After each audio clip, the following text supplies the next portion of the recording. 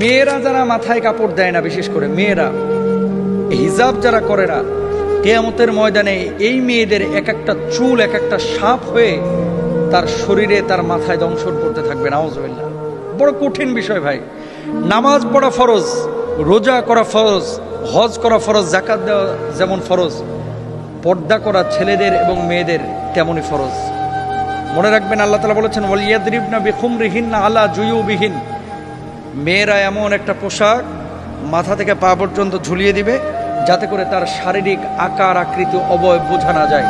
আজকে সামান্য একটু ফ্যাশন করার জন্য, নিজেকে জাহের করার জন্য, প্রেজেন্ট করার জন্য, মানুষের সামনে আমার সিল্কি চুলগুলোকে প্রকাশ করার জন্য আজকে আপনি যে পর্দার খেলাফ কাজটা করতেছেন, এই সিল্কি চুলগুলোই কিয়ামতের ময়দানে এক একটা ওই রাসেল ভাইপারের মতো আক্রমণাত্মক হয়ে যাবে।